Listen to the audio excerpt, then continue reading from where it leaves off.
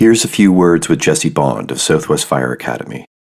We've got a couple courses coming up. Firefighter Survival and RIT is starting April 15th. It's April 15th to the 19th. We've got a pump up starting April 8th. We've had some requests for officer development courses, so we're going to put those on the book soon. And just some exciting news, Southwest Fire Academy will be running courses in Southern Ontario now. So we've partnered with Essex Fire. So we'll be running some recruit classes, pump ups, maybe some advanced forcible entry and all kinds of other stuff. So we'll have programs in a different location now.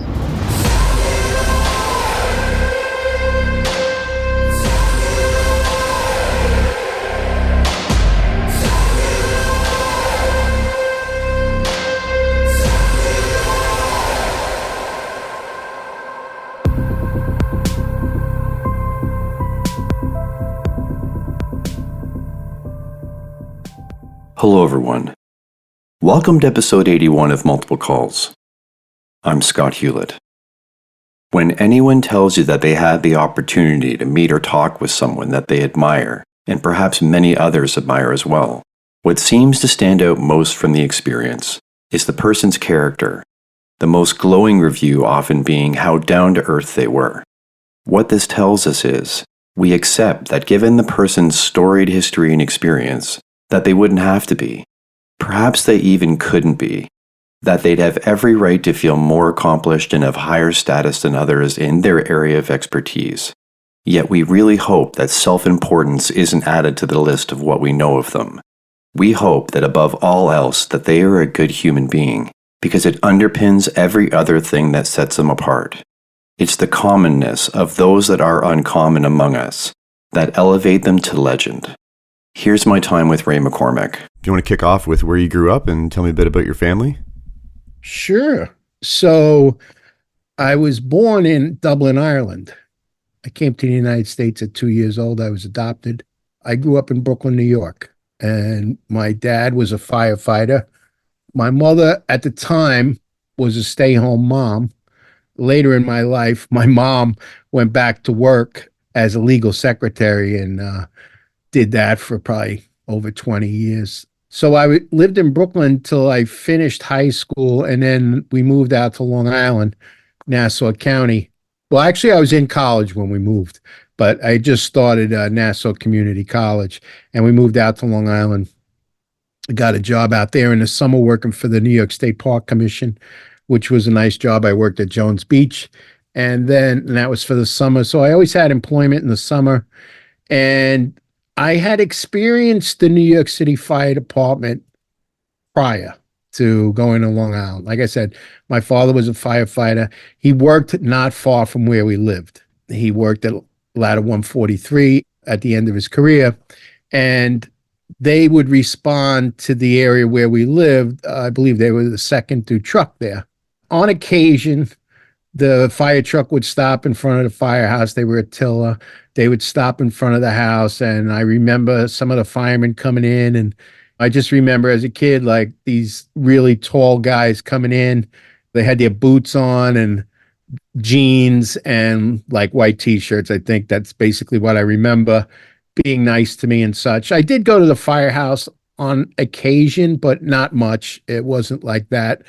As I got older, I continued with college. I graduated. Then I ended up working at CBS Television in Manhattan. So I worked there for about 16 months. I was on the fire department list. Now, the other thing is, even though I really didn't want to be a firefighter, I mean, I kind of resisted that idea. It was the only civil service test I took. So even though I resisted it, I did it for my dad. He wanted me to do it. So of course I did it. His philosophy was very simple. Listen, you're going to have this in your back pocket. If you want to use it, it's there. But if you don't avail yourself of the opportunity, you won't have the opportunity. So I was young. I was probably, I forget, maybe I had to be 18 to take the exam. I took the exam. And in those days, they actually gave you the answers that night. They announced the actual answers on the test on their New York City radio station, and there was no playing with numbers and juggling things like things happen today. I knew where I stood on the written, and then it was a matter of taking the physical exam. That gave you a combined score, and that combined score gave you a list number. Why were you resistant? What were you more inclined to want to do? I wanted to be in radio or television.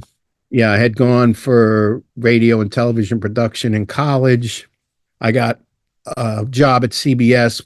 It didn't bring me physically closer to my ultimate goal, but it was a spot in the building. I was an employee, so opportunity could possibly come my way. It's like anything else. You get your foot in the door, maybe something can happen. So I gave that about 16 months. I wasn't in the production facility in Manhattan. It was divided into two spaces. I worked in a building, it's called Black Rock. They had CBS Records in there or Columbia Records, I guess it was called. They didn't really do productions in that building. The buildings on West Side, West 57th Street was the big complex where they did television shows and probably radio production as well. So anyway, I was no closer to the television and my dream working there than you were at home. So when my number came up, I was gone with the draft, as the song says. I took it, wasn't quite sure what it was about. I had buffed a big job with my dad prior to joining. It was Fire on Pine Street, and it was written about in WNYF, which is with New York Firefighters magazine. That's their internal magazine. And it was basically a multi-alarm fire that spread through the cockloft of all these attached frame houses. And that's what I lived in Brooklyn. We actually lived at the end of a row of about 5 frames. So anyway, I could feel some companionship with that fire, but that was about it. I wasn't my dad didn't bring me to the firehouse a lot, and it was never like pushed. It was more like, hey, here's a job that has been good to us.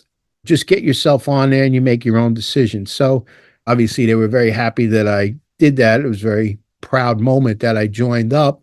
And then the longer you stay, the more you love it. So I never once I crossed the threshold, I enjoyed it.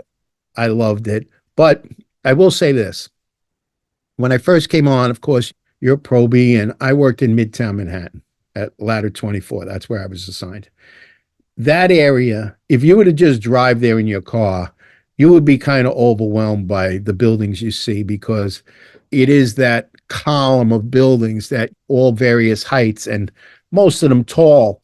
I can remember riding on the fire truck and being like, I have no idea where I am. I have no idea what street this is. We came the wrong way, whatever. It was just a lot to take in. You were under the guidance of the officer, and usually I was on the irons team. I had the can, which is the starting position in a ladder company. I was in that role religiously for 3 years, every tour basically. And then once they give you like this 3-year journeyman certificate. Once you had that, or depending on the staffing of the company, you didn't really move around. You got good in that one. They wanted you to get good in that core spot, and then they would gradually put you in different spots. And then eventually I drove the fire truck. I was there for 13 years. I loved it. It was everybody talks about diversity in their response area, which is a wonderful thing to have. This area definitely had a lot of diversity. And it also raised me with a respect for fire, because the buildings we fought fires in, it was very easy to make a fatal mistake and find yourself somewhere where you couldn't find your way out. So to be aggressively cautious, or I forget the phrase they use today, but it's something like having your wits about you, but being aggressive as well. But Educated aggressive? Yeah, don't ski over your skis. You know what I mean? Yeah. Sort of, you have to have a tempo and a pace for some of these places. So anyway, it just gave me a great respect for that. We did a lot of commercial building fires, obviously. So you learn that teamwork and staying in touch with each other and how important that is. I'll tell you a funny story. So things get developed as years go on, like May Day. I'll just say May Day. So obviously there's always been a little bit of a social stigma to calling a May Day. That's just the way it is. And I can remember we were upstairs in a commercial building, and one of our guys was downstairs searching another floor. I guess we had the responsibility to do a couple of floors. He couldn't find his way out. He radioed us, and we came down, And basically, we called his name. Hey, Paulie, we're over here. And that was the extent of what we did for him. We were at the exit or the entrance and called for him for the sound of our voice to come, and he did. I mean, it wasn't the worst smoke condition in the world, but he had gotten himself lost in this maze of aisles and clothing and things like that and stock, and just got turned around. But there was no official like, hey, here come all the troops. I think the boss sent like two guys downstairs and said, go get them. That was the extent of it. And it's just funny. Just the way it is. Did you have an academy leading up to being detailed? Oh, yeah. So the academy, I believe, was about, it was either 6 or 8 weeks. I went in the very beginning in November and got out just before Christmas. I think we were assigned to the firehouse around Christmas time. So it was short, but we also did a field trip to the Bronx. I remember we got an opportunity to work at a big vacant H-type because there were tons of them that were vacant up there at the time. Vacant buildings were very common in New York City in 1980s. And that's when I got on in 1981. So we went up there and actually cut the roof, pulled ceilings. We did all that stuff that was kind of talked about in the academy and the best they could replicating it back in those days. Training has come a long way, obviously, with the use of props. Firefighters get a lot of prop work, but this was actual going out in the field and experiencing a real building. So that was great. And the class, I was the fourth class of that year. 1,200 firefighters came on. 1,200, 300 in each class. Did they ever cut anybody from the class? Did anybody ever not make it? No, I think most people in those days would just drop out. I don't think it was so much that, you had to be pushed out. The weeding out process still exists. There are firefighters, they'll lose maybe 10% of a class within a few days. It's almost expected. People just don't realize what it's about, even though you tell them. They probably have more of a prepping than we did about what the job is about, yet that's fine. There's no shame in saying this isn't for me. Better that than to spend your career being on edge about what you're doing. That's no way to go through any occupation. I was there, and like I said, it was a great diverse area. We had a lot of different multiple dwellings. We would sometimes operate without guidance. Years later, they would have guidance on how to deploy a ladder company in certain kinds of buildings. We would split our crew a lot of times, and then they kind of moved away from that. They graduated to try and keep the functionality of a company together. So there was a lot of times where you worked in smaller groups with a partner and were assigned maybe to find an alternative way in or just go above or whatever it might be. Besides the diversity of the area, there was also the fleshing out of procedures. I mean, the fire department didn't have everything spelled out. New York City likes to have procedures for everything, which is good. I believe in that because I came up in that system and I see the benefits of it. But a lot of it was created back in those days by trial and error, seeing what worked and what didn't work. And the other factor that happened in the firehouse I was in was it was the home of the 3rd Division, which basically covered the Midtown area. And the chiefs that worked there were very well known, and they had dealt with some serious high-rise fires. They were sort of on the cusp of high-rise firefighting. And chiefs that went to the 3rd Division or maybe even the 1st Division, which was downtown, lower Manhattan, they were groomed. People who worked in certain areas were being groomed for higher positions, and it was a place where you would put some of the brightest people in the job because they wanted them to have that experience of the diversity and high-rise operations. Because if you look at New York City, most people don't realize New York City has a tremendous amount of private homes, smaller private homes. A lot of times they're more than one story, but we have plenty of those as well. Usually they're like 2.5 story, but New York City has thousands of them, and there are a lot of firefighters that don't do high-rise work, or even the opportunity for mid-rise work is even limited. So we are a very diverse city with all our public transportation, waterways, and everything else.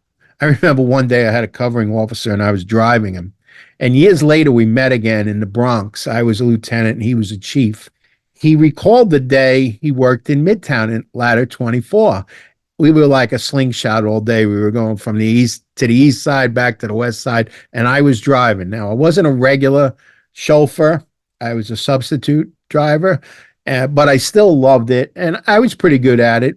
We were just all over the place. We had a man in a machine call. We had fire calls, emergencies, and we were in that rig like all day and, driving down. I mean, there's nothing like driving down a 4-lane street like 34th Street or 42nd Street in Midtown traffic, and you can build up a little head of steam, and you had to be on the wrong side of the road a lot. It was very aggressive driving to get to where you needed to go. And I think his head was just spinning, and he basically said as much when we talked about it, like he couldn't get over that day he had. It's like, well, yeah, you got the real deal. Bit of a dark cloud that day for you.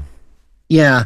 So I'll just say in 1985, when I got married, I had worked the first 3 months of the year and we were really busy. We had gotten a buddy of mine who's since passed, Sal.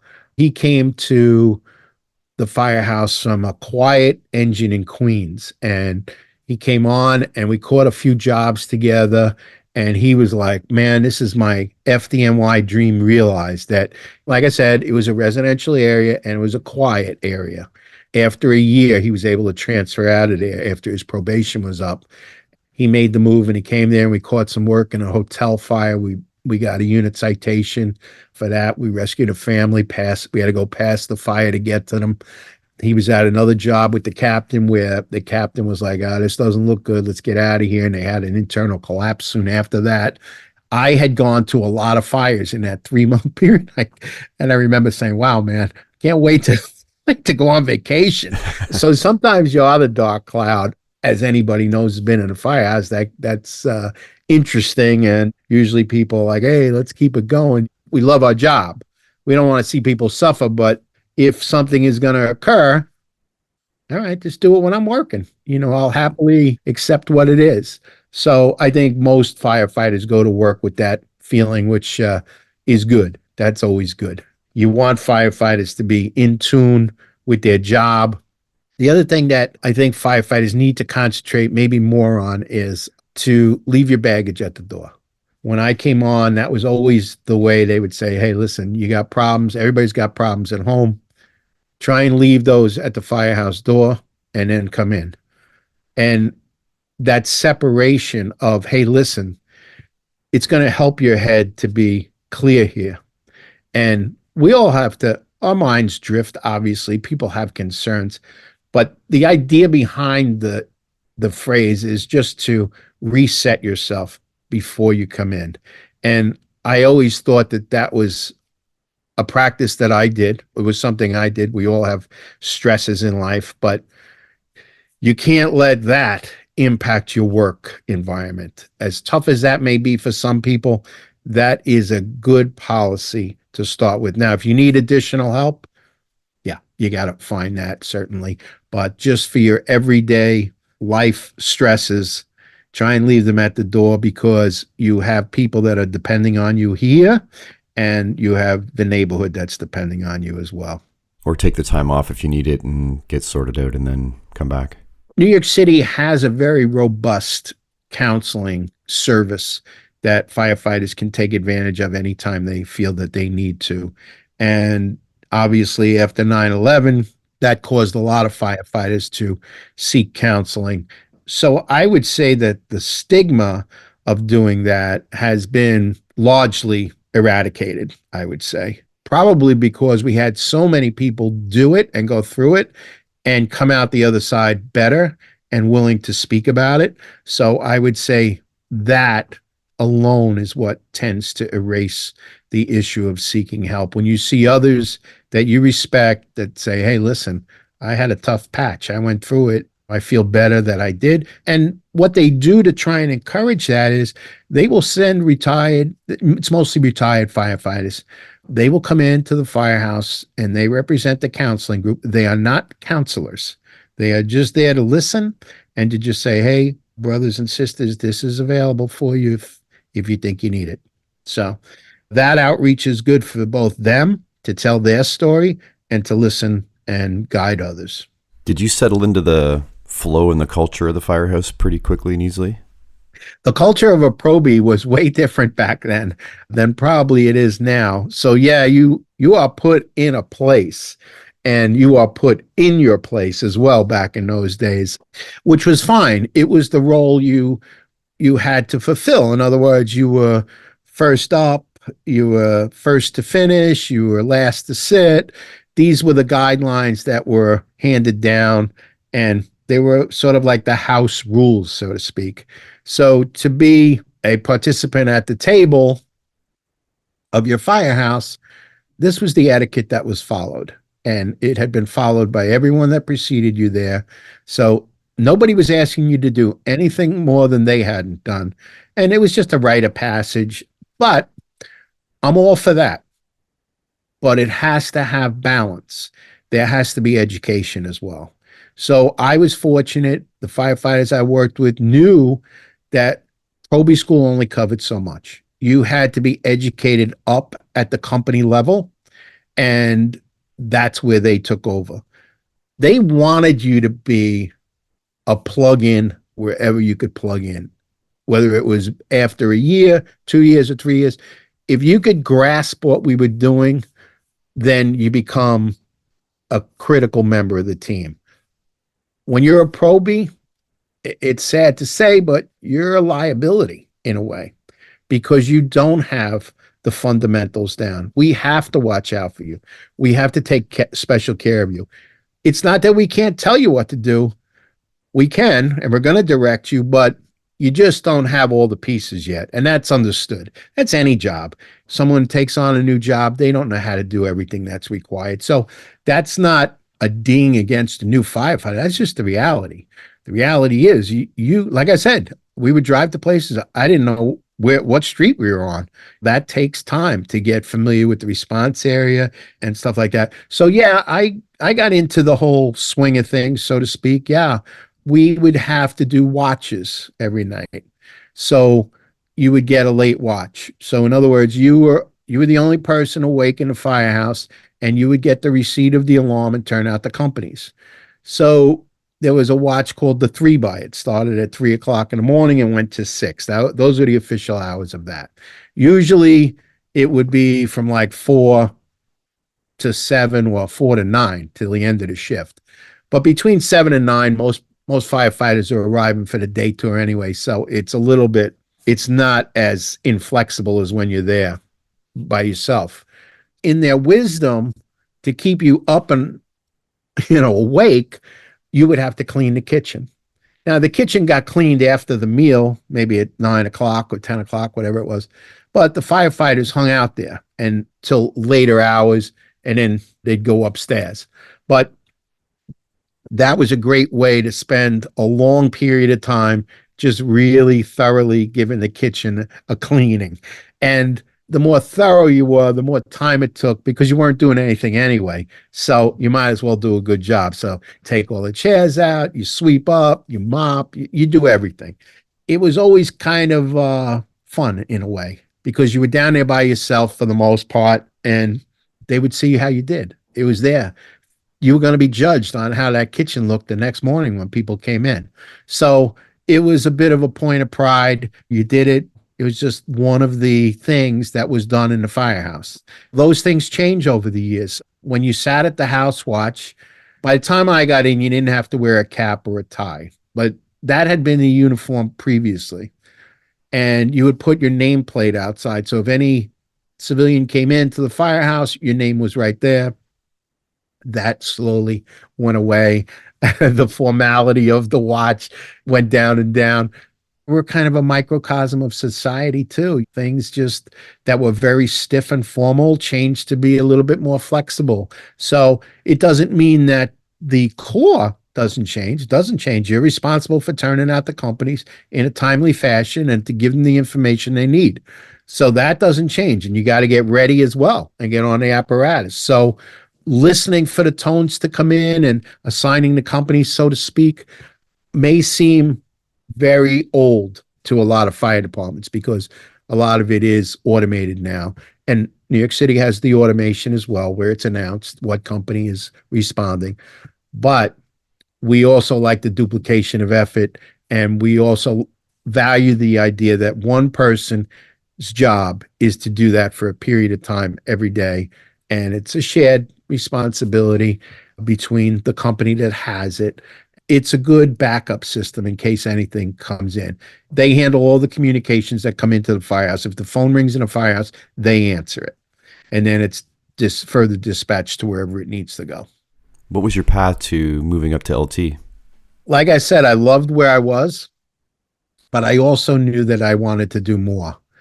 I had gone to chauffeur school for 2 weeks, and I met a fella in there, Danny, and he and I were teamed up to drive. He had been a volunteer on Long Island, so anytime we had the tower ladder, he said, "Listen, I drive the tower ladder at work. I've been doing that, and then I drive it in the volunteer house." So he says, "You drive it," which was fine because when you got detailed, the other two turned out by the time I drove, the other two companies in our battalion, they both had tower ladders. So when I was detailed to drive, I was driving a tower ladder. So I appreciated him doing that. But he also asked me if I wanted to come up to the Bronx and work.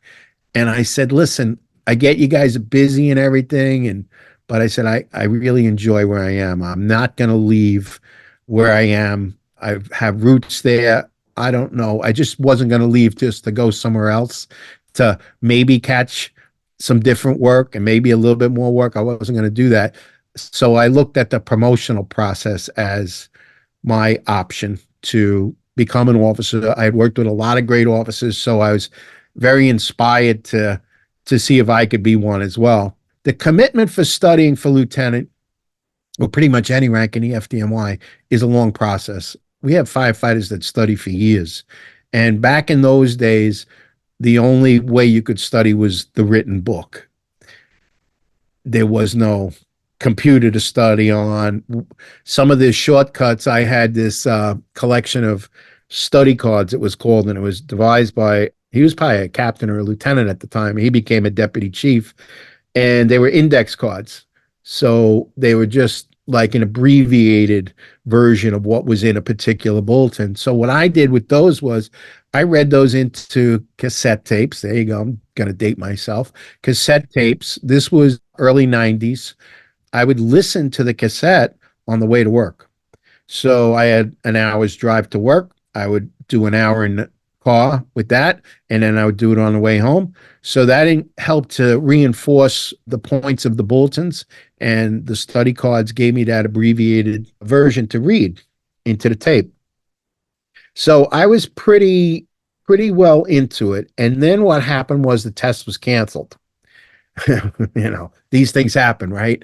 It was canceled, and then we had a study group. That was another thing FDNY firefighters tend to do, is they form a study group, and they'll attack a bulletin or multiple chapters in something, and then they'll make up questions for themselves.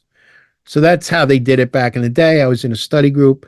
Firefighter Al Ronaldson died during this period, and a couple of our study group members were in Rescue 3 at the time. So the study group just dissolved and the test was canceled. And about 6 months prior to the test, a buddy of mine said he had heard that the test was going to be coming back in 6 months or so. So I got back into it. He got back into it. We never reformed the official study group, and it's in the other members that were part of it. He and I both passed, and we both got appointed to the same, both got appointed lieutenants on the same day. We had been in the same class at Proby School as well. And I'll just tell you that the lead up to the test, I was using a highlighter and things like that. I went through all the things I had to read in 2 weeks. I had the stuff down to a month because there was a system where you could do a monthly reading schedule. It was a lot. I mean, you read every day if you didn't read, you were like, hey, I lost the day. It was bad. You couldn't deviate. You would just rack yourself over that. And then I got it down to a week, and I did like 2 weeks at a week's pace. The day before, I read for 18 hours.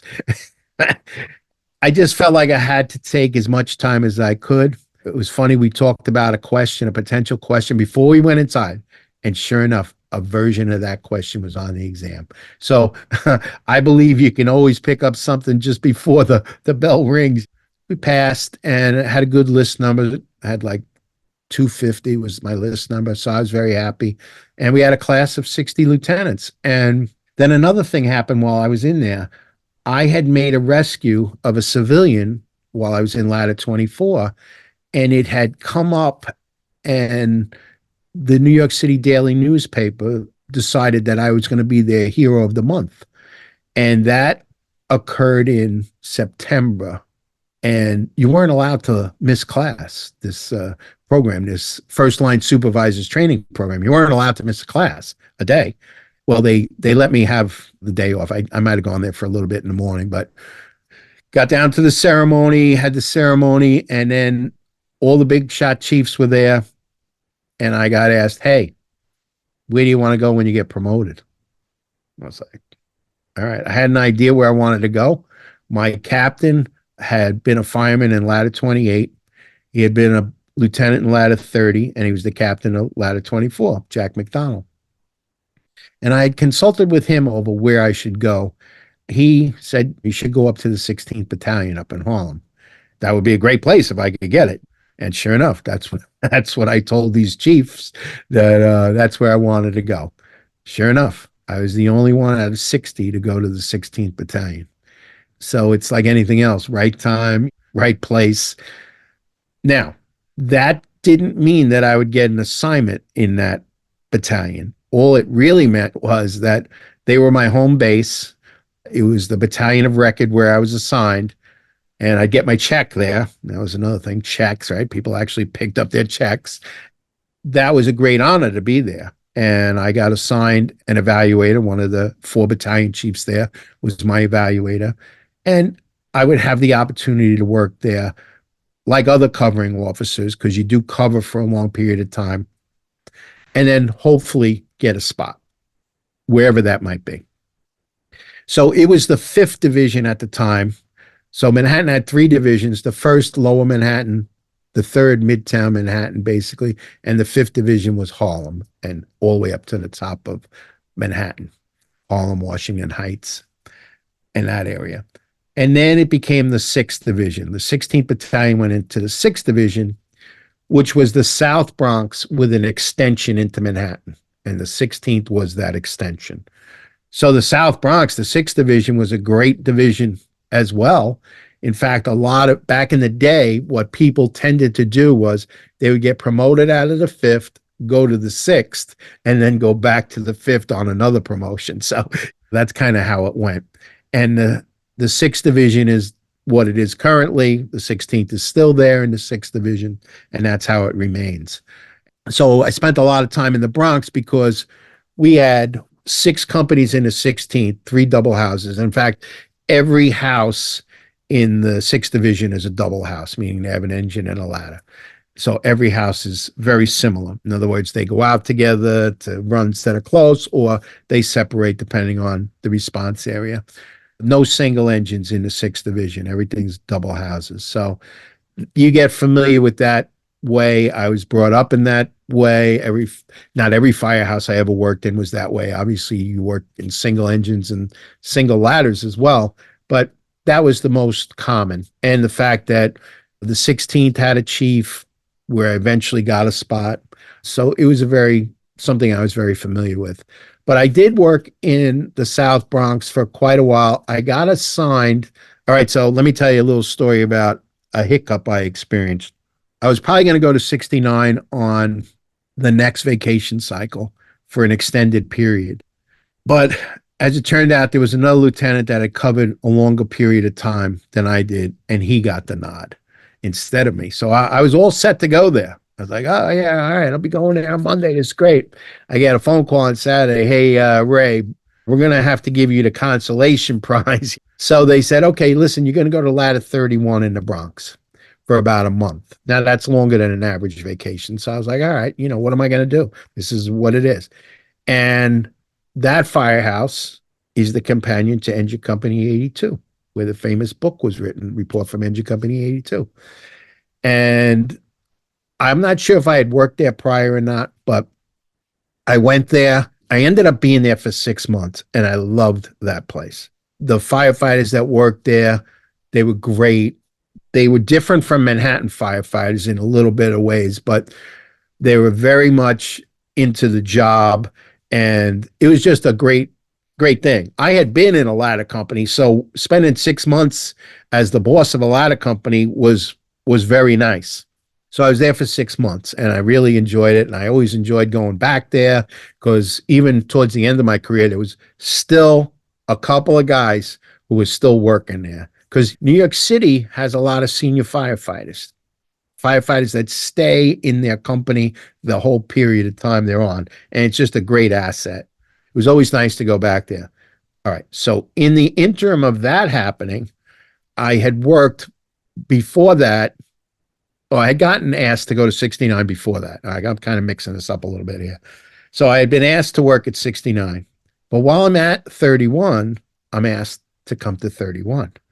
Put in for it. Not get it, but put in.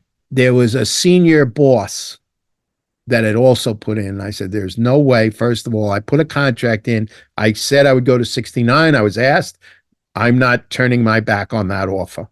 As much as I loved that place, I said, listen, I have to honor my obligations. I appreciate that. It's great to be thought of in that way, that you would consider having me. That's great.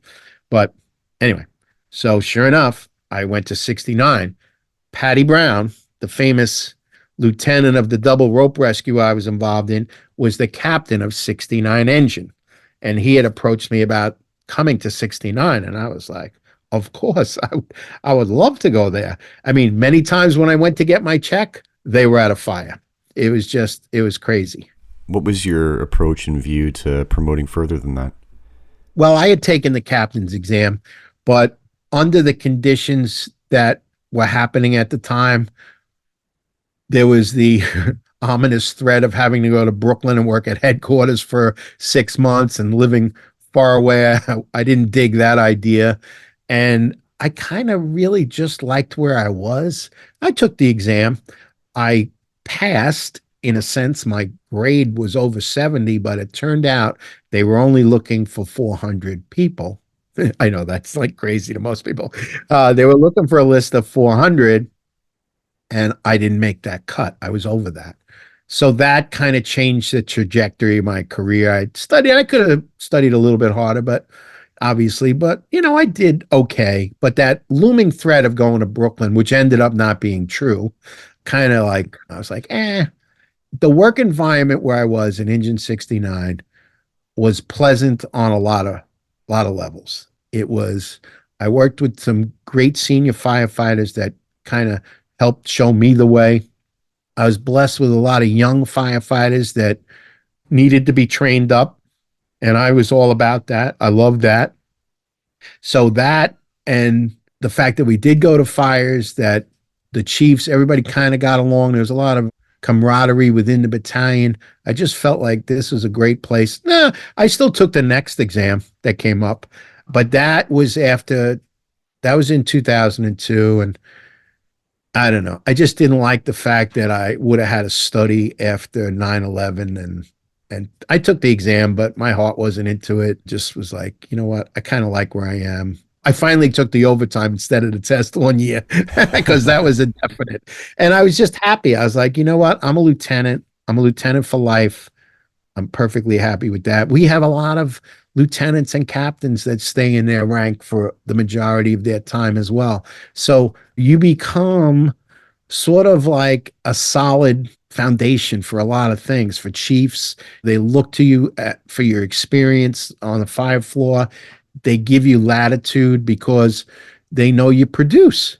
They know that you have a great track record. You're not an unknown. You're a known. So to have a great reputation is wonderful. And I was never trying to chase the dream of being like super high up. We have people that want that, certainly. I kind of took the long road. I liked being the confidant of firefighters, being the first one they'd come to with an issue as a higher up. And you are that bridge between the rank and file and the chief officers. So it's a unique role, and anyone that's done it for a while should find joy in it, because you get to impact young firefighters when they come in and set them on a trajectory, hopefully, that's beneficial to their career. I just recently ran into two firefighters that I had worked with. One was in the ladder company, the other one was in the engine with me, and went to a lot of fires together with him and the other fella as well. But one of them was directly under me for a while.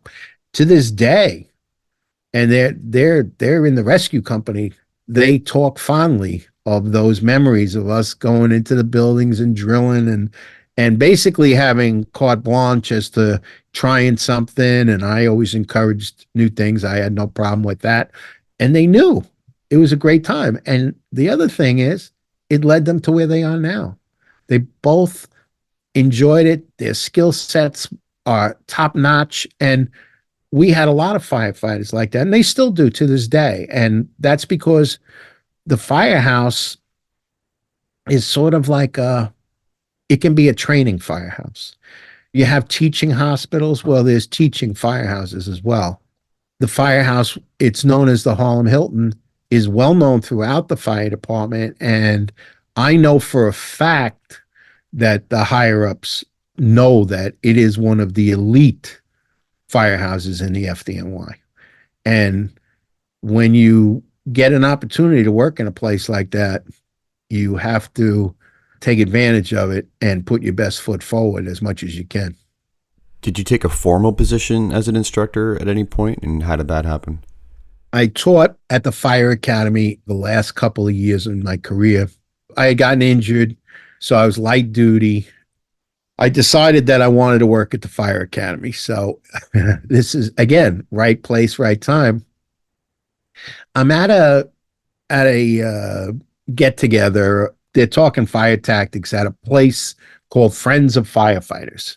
They're an organization. They're a charitable organization that holds small talks with firefighters and officers about certain things, or they'll have a book reading, but they also do counseling services and wellness for firefighters.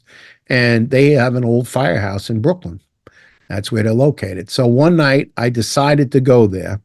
And it was a long drive for me, but I got there and I listened to these fire officers talk about different fires they had had. And it was very interesting.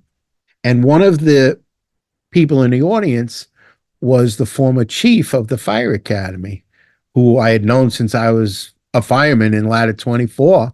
And we talked, and I told him about the fact that I was looking to go to the academy. Well, he was always very diligent on sending emails and things like that. He was always like on top of things. He sent an email that night or early that morning to the chief who's in charge of the fire academy that I was interested in going there. And it's a good thing I called. I called the next day, thank goodness, because it was just a good thing that I followed up and called. And we had known each other as well. And he was like, "Oh, delighted to have you here. It'd be great. Yeah, come as soon as you can." I did. And I got put in tactical training, which is a department within the academy where we teach field units. We drill with field units. So a company would come out several times a day. They'd have different companies come out, and we would hold drills for them on whatever the topic was that we were going to do. And I really liked that. I tried to include standpipe operations into that, and they let me. Standpipes was something that was near and dear to me. We would go over how to do standpipe operations, and you'd have them for like, I don't know, an hour or so, whatever it was, and then they'd go back to the firehouse. We also did stretching and flowing exercises. We did all kinds of different stuff. So I kept a book, because they would fill out a sheet and hand it in, but I kept a separate logbook of when I was working, what I taught that engine company and everything, and then other officers could use it as well. This way we kept track of what was going on there. So it was great. I did that for a while. And then I left there and I went to a support unit called the RAC unit, which was the rehabilitation and care unit. Basically, we supplied the job with Kool-Aid, so to speak. There's 2 firefighters in each borough, and they have a small truck, and they'll go out to a fire where our firefighters need some rehabilitation. In other words, they'll pass around drinks, cold towels. They have tents. It's gotten more robust over the years, but it's good because it's something for the firefighters to gather at and take a break, cool off a little bit. And maybe, I know at some bigger fires, they get medically checked out a little bit. So it's all part of like how things are progressing. So anyway, I did that. I did the administrative work for that for several months. And then I ran into Frank Lieb, who was working as a district deputy chief in the 1st Division on occasion. So he and I would hang out and talk, shop after dinner. And finally, he just said to me, hey, listen, we got a project going on at the academy. I'd like you to be involved in it. So I was like, oh, yeah, all right. So I did that. But prior to that, I had approached him about the fact that I felt our engine company book needed to be redone. And we were trying to figure out how to redo it and everything. And he finally just said to me, well, why don't you, if you want to do it, do it.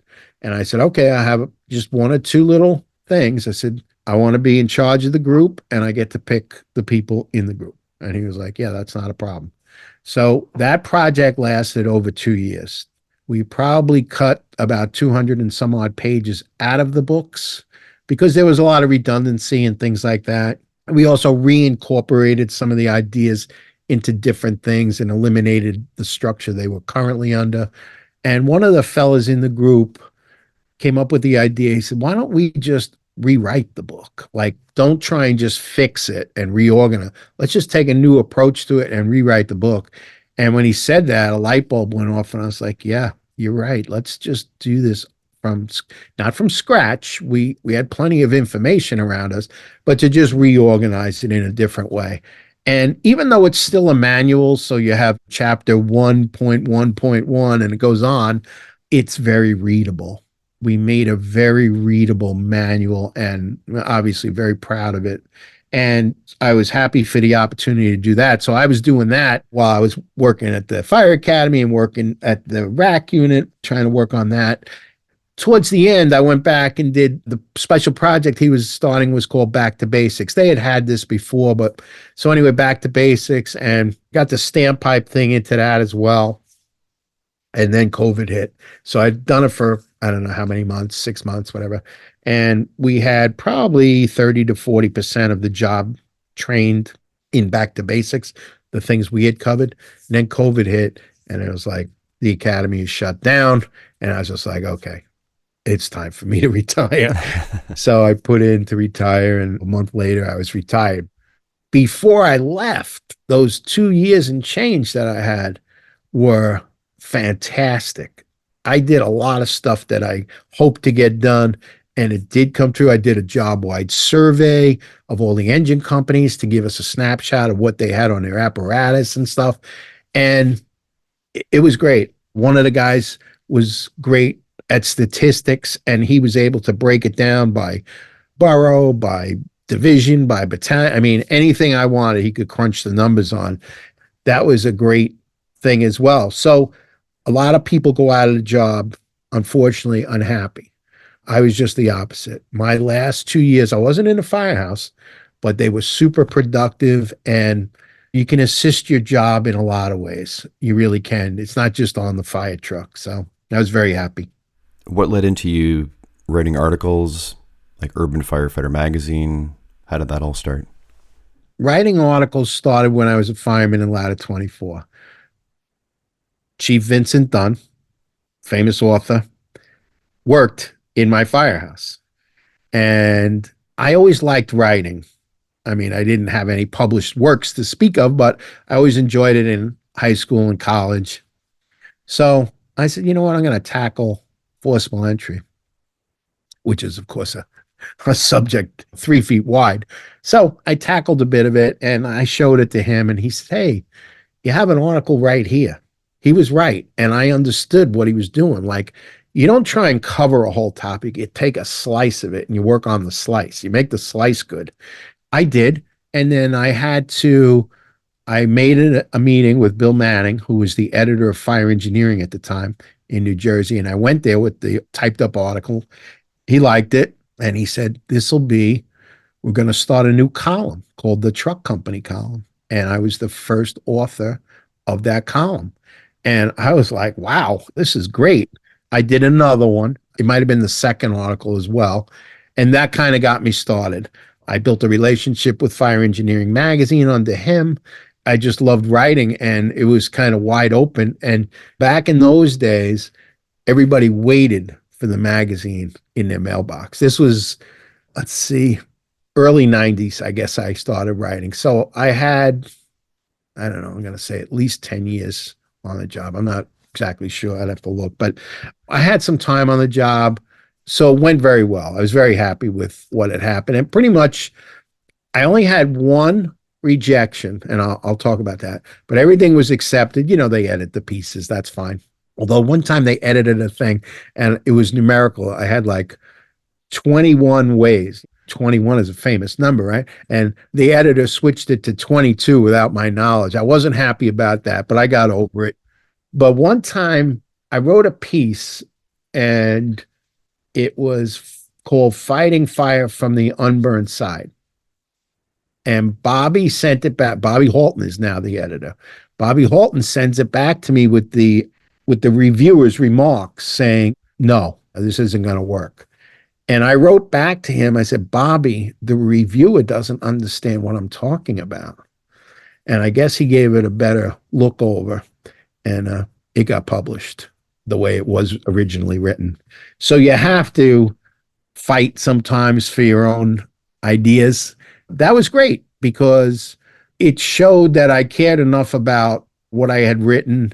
I don't know what happened at the other end of that conversation, of course, but I was proven right, which was nice. And I knew like this was a little bit, it was sort of like an opinion piece. It wasn't, I don't remember what heading it was under, but, and then what happens is blogs come into, which is almost all opinion. They were another great opportunity to write. I did a lot of blogs. So let's get into Urban now. So I ended up partnering with Eric Roden. He and I partnered to create Urban Firefighter magazine. Eric had a blog page called The House Watch, and he wrote it without people knowing who it was. And that was common practice. Even in Fire Service magazine, there were articles that no author was named. He had had good success with that, and we were both frustrated with where fire magazines were going. So we were like, hey, what if we did a magazine that's sort of like engine, truck, and a little bit of something on the side? Because fire magazines tend to be a lot of on the side and not engine and ladder and chief, which to me is the fundamentals. And you always have to have fundamentals. So anyway, we worked on it in secret for a long time. We put money behind it, created a website. We hired an illustrator. We hired someone to proofread.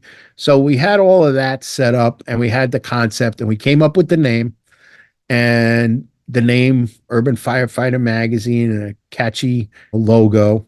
And then I was teaching down in Florida, where I'm going this week, at the Orlando Fire Conference, and I get a phone call from Eric saying they know about us. What are you talking about? They know about us. They know about the magazine.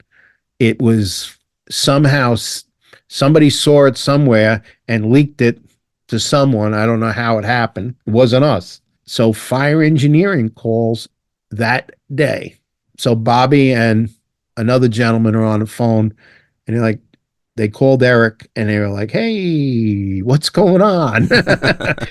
And Eric, I don't think had written for the magazine. I don't know if he had. Maybe he did once or something like that. But anyway, I had written for them for quite a while.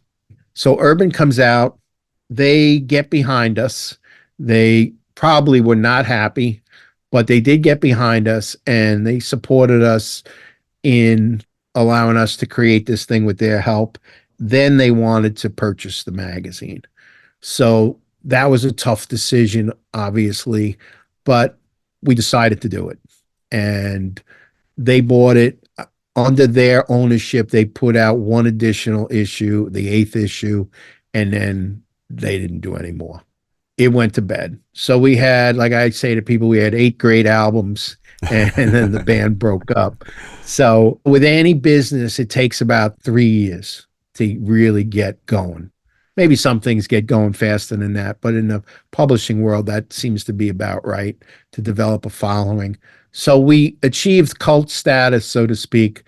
It was a great magazine, but you can't do something without advertising. There was never a lot of advertising in there, whether that was by accident or by design, I don't know. But you need oil to run the engine, and the oil is advertising for that. So we accomplished a lot. So in 2009, I gave my speech. And then in 2010, I was back on the FDIC stage with Eric. We had gone rogue and created this magazine, yet we were on stage with them saying, hey, listen, we're going to partner with these guys. So it was kind of interesting. Have you always been open to progression, even with mediums, right? The blog, and then getting into video and YouTube with Brass Tacks and Hard Facts, and now with social media? Have you always just seen it as a new way to be prolific with information? I guess it probably comes from my love of television and radio, because in the FDNY, I'll just go, let me divert a little bit. In the FDNY, they had some television stuff that they did years ago, and then it kind of died out. And I always wanted to do like television production. And just before I was getting out, or they really ramped up television production, video production. And I had been in a few videos, and they ended up simplifying how to do it. They always had the big camera and everything. I'm like, just get some phones. They did. They ended up doing it basically that way, and it's fairly robust now. So I missed that there, but I'll give you the story about how Training Minutes started. Again, Eric and I were at the forefront of this. Eric was visiting me, and we were at the firehouse, and we went out for a drill, and Eric used his phone and taped part of the drills. And we had a meeting with FireEngineering about something, and I had told them that they needed videos. One of the people that worked there said, go ahead, make one for us or whatever. My buddy Jim Smith and I tried to make some videos, and I didn't know how to edit the camera I had. I had a camera, but I didn't know how to work with it. And every time we did something wrong, we'd have to do it again. And I just realized this is not going anywhere. This is not good. So anyway, the video he had shot was great, and we showed it to them and said, basically, that's what you need.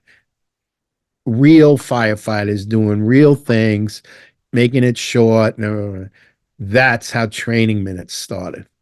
That's how it happened. We brought that to them, and we brought the digital magazine to them as well, and how fantastic a digital magazine can be. And we were frictionless. Urban was frictionless. You didn't have to give us your email. You didn't have to give us anything. It was available on the web 24/7 worldwide. You couldn't ask for anything easier. I've been fortunate enough to be in a few disruptive things. And then Brass Tacks was another video training avenue that worked out very well as well. To this day, I see the value in video, obviously, and social media. I'm on all the different platforms for the most part.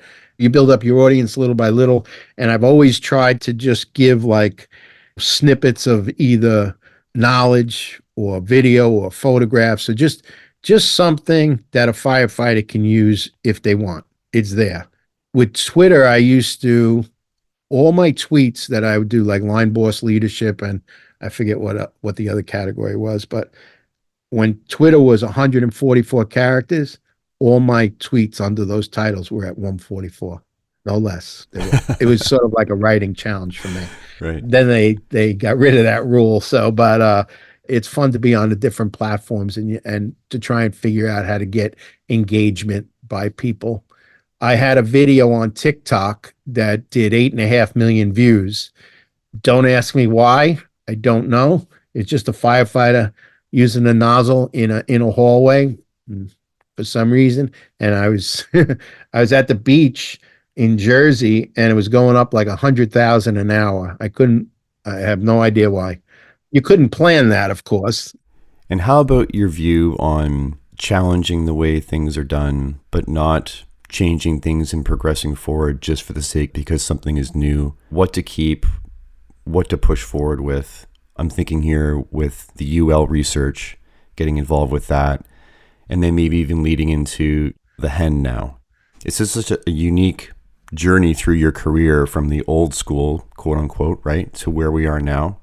And your ability to see everything sort of with this broad perspective and be open to everything and sort of keeping what works and moving things forward. Talk to me about that. Well, I don't want anybody to think that I didn't have growing pains. I experienced growing pains as well. I think if you don't have an epiphany in the fire service with either new technology or different methodology, then you're kind of just floating along, so to speak. I mean, I have things that I really believe in and love. And look, I came up in a school of interior fire attack. And most of the buildings I worked in, there wasn't much opportunity for anything else but interior fire attack. So I grew to love it. And one of the things that happened with UL was I got involved in their interior exterior fire attack study. And that was the one that was perfect. That was right up my alley. I wanted to be part of that panel, and I got on the panel. Our first meeting, which was 2 days in Northbrook, Illinois, got a little contentious at times. Steve Kerber addressed us. He was there.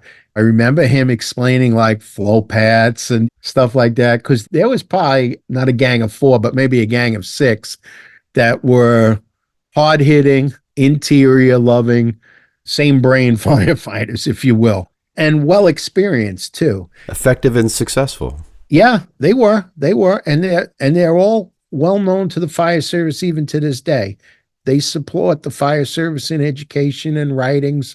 They're not just flash in the pan guys. They've been around for a while. So anyway, we debated a lot of things. And anyway, so after the 2 days, we came out with a great recipe for what we were going to do. And they do allow guidance by the panel. That's what you're there for. So there were 2 things I wanted in the panel. I wanted a long hallway. In the previous tests, they had a very short hallway that led to the 3 bedrooms. So it wasn't really much of a corridor. So I felt we needed that hallway. And you could harken back to the expression of, hey, have you ever crawled down a hallway before? Well, that just doesn't come out of thin air. You're in the path of the energy flow. You really are. And we had done that. I'd done that basically my whole career. While I was there as a representative of the FDNY, no one had asked me to push this forward, but I felt like it was something I wanted to see brought up. So the idea was that the layout sort of replicated the upper floors of a house, like a single family, but a 2-story with a long hallway and bedrooms off of that. So check, we got that. I got that. And then flow and move was highly debated as a tactic. A lot of firefighters hadn't done it. A lot of firefighters didn't see the need for it. And anyway, I pushed forward with others and we got that technique in there. And then the point of all that was, in the back of my mind, I wanted to see if the stuff that the biggest fire department in the country was the right stuff. I always thought it was, but I wanted some science to back it up. Well, sure enough, so I have my butt hanging out on this one, but that's okay because I get it. They're going to use facts and figures. They're going to use numbers and they're going to have measurements and everything else. So turned out that the long hallway served us very well. Flow and move was seen as a wonderful technique. And I felt totally vindicated in what I had asked for. And not only vindicated, I also felt that those issues were very important to get out. And the fire service is better because of it. I'm going to just tell you, if I go to a conference anywhere and they have a hands-on component, a lot of the instructors are doing flow and move as a technique to build up skill sets. And you're welcome. No, we're very grateful. I kid around with that. But if it had been shut down, if the flow and move had not been allowed to be studied, we would have cheated ourselves and the greater fire service in general of that technique. And when you're doing research, I know there are boundaries, but this turned out to be one of the techniques that they could fit in within the survey, within the testing. So it worked out very well. It gives you a lot of education. And then the next study they were going to do was the coordinated fire attack, where they were going to bring in some ventilation as well as fire attack. So myself and 3 others were grandfathered into that group. Now, I participated a lot in the previous study, and I did somewhat in the second one, but I also believe that the panel members of the second study were really ultimately responsible for how it turned out. I was there as an advisor, could help with anything, had an opinion, but I never wanted to try and overshadow the members of that group. And I reserved myself that way. That's how I carried myself in that. That's how I saw it. But the first one, I remember, I think it was like the last day you could bring in ideas. I was like going crazy all day, just typing up and sending stuff in. And Robin Zavotek was the lead author of the first one. And Robin saw the value in some of the stuff I did, and it's in the report. There are things people quote, and I said, that definition, I created that. One of them is knockback. I created the definition for knockback.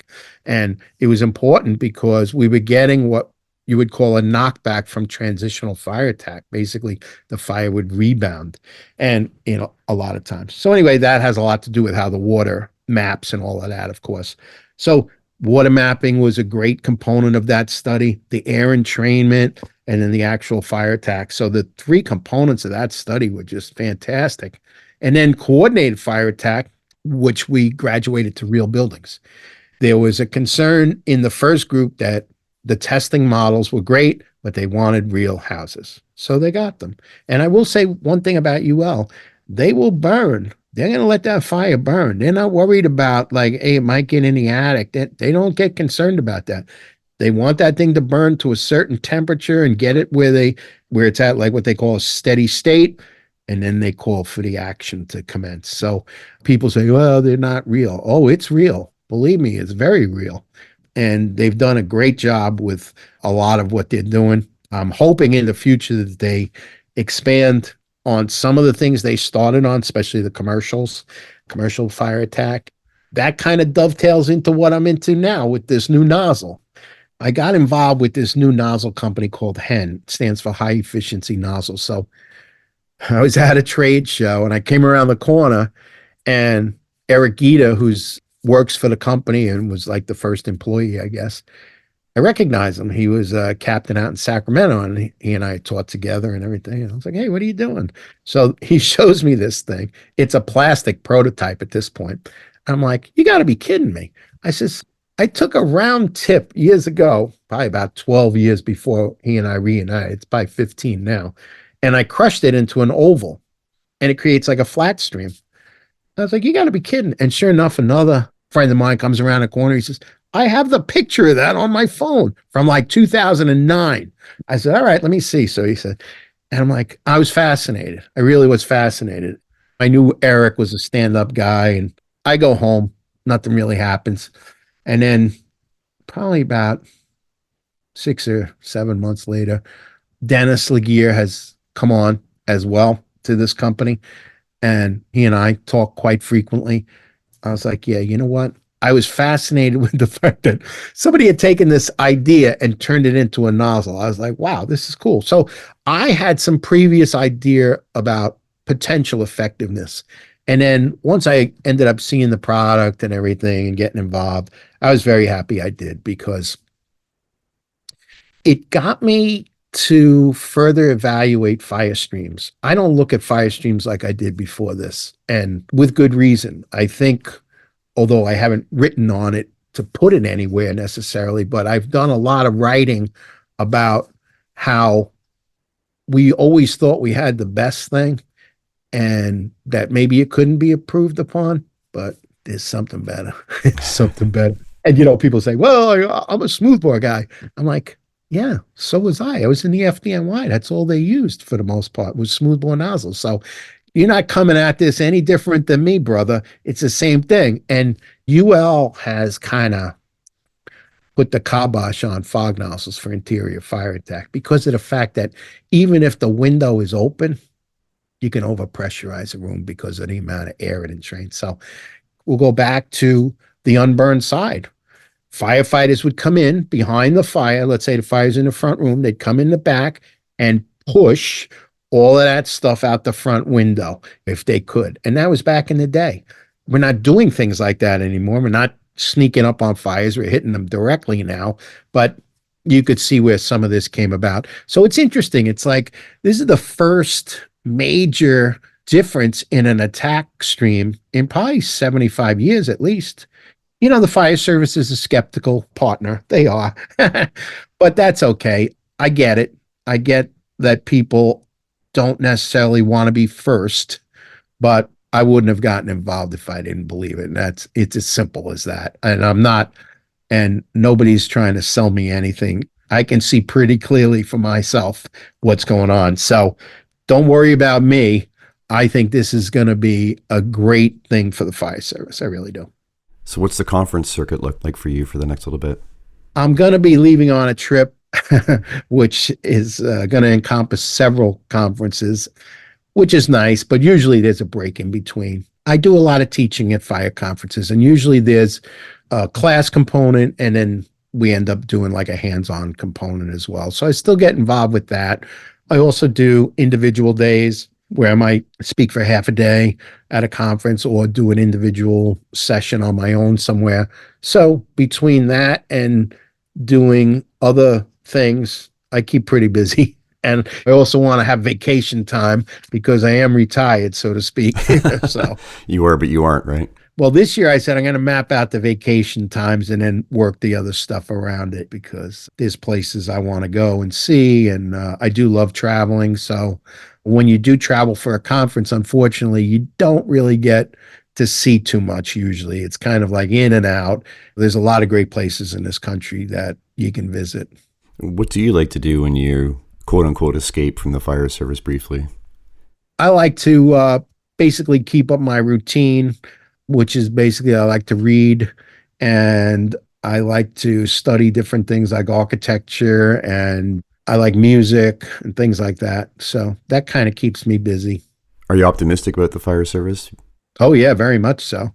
Very much so. I think today's firefighters are asked to do a lot. When I came on, we didn't have EMS runs. The engine in the house was engine one. They didn't have EMS runs. Today, they do over 3,000 EMS runs. The landscape has changed. I can't believe there's that many people in need. I don't really buy into that, but I know the system is abused for certain. Hopefully, we'll get that under control at some point. But the firefighters today are facing a fire that is very dramatic, quick moving, high heat release rates. I use a very simple barometer to look. Just look at how dirty the helmet front pieces are. You could look at firefighters who were back in the day, back in the glory days of fire departments, and their front pieces are not stained like they are today. That stuff is like tar coming at you. So the need for decon has obviously improved. It needs to improve. Firefighter health, of course, is very important. And that SCBA that you have on your back is your retirement package. You want to use that as much as you can, certainly. And nobody's expecting you to do any more than that. Fire departments are not demanding you work without protection or stuff like that. So you can still do everything you want to do. You can still do everything you want to do. I think many times firefighters take their face pieces off because they're uncomfortable. They haven't learned to be comfortable with that on their face. You can't do that when you're scuba diving, by the way. I used to scuba dive. You can't do that when you're scuba diving. Are there things you're looking forward to writing about? There's definitely things I want to write about. I'm currently in the process of doing some writing. Can you drop any little hints, teasers of what we can expect? General topics? People like the Book of Roy, So maybe that'll be something. I have a lot of material out there that I could even just collate and put together, kind of centralize it a little bit. So I'm working on it. My biggest thing is just knuckling down. Believe it or not, I'm quite the procrastinator. As much as I That's hard may to have believe. done I've done some stuff here and there. If I ever really put my nose to the grindstone, forget it. But I'm happy with the way I do things anyway. I have to be in the mood, so to speak. I have a select time when I write, and I try and stick with that. And that's the way it is. And being on the road is tough too, because your time is not your own. You have obligations to, when you're at a conference, to be part of that conference. You don't just finish your set and tuck yourself away. So usually when I'm away, I don't really do much posting or anything else because I'm at this other event. Some guys do it, but that's just not the way I do things. So You're present. You're there now, right? yeah, I try to be. Well, I know you were packing before we talked. You're a busy guy. I really appreciate you talking with you today. It was like really great pleasure and privilege. It means a lot to me. It's fun to be on. I love sharing my story. I hope that people like it. I think that every firefighter has a story. And I've been blessed with a little fame, or whatever you might want to call it. And I've been able to hit a lot of parts of the fire service, from writing to videos to presentations and classes. And what we've seen today is we see firefighters from departments, small and wide, trying to follow and get into where they want to go, which is teaching and spreading the word. So we have so many more people that are into it today than ever before. And the marketplace can handle it. It's not like we can't handle it. We can handle it because we need local people to inspire people as well. These conferences that I go to, a lot of them are small conferences, but that's okay because they're serving a need. Well, we're grateful for your input and your energy and your time. I'm sure I speak for everybody, and we hope you don't stop. Keep going, because we appreciate you greatly. Well, thank you. And I will have something more concrete to say on that last topic about writing. I don't want to say too much just yet, though. Awesome. Well, maybe we can chat again when that happens. All right, cool. Thank you so much, Ray. Thanks, brother. Take care, everyone.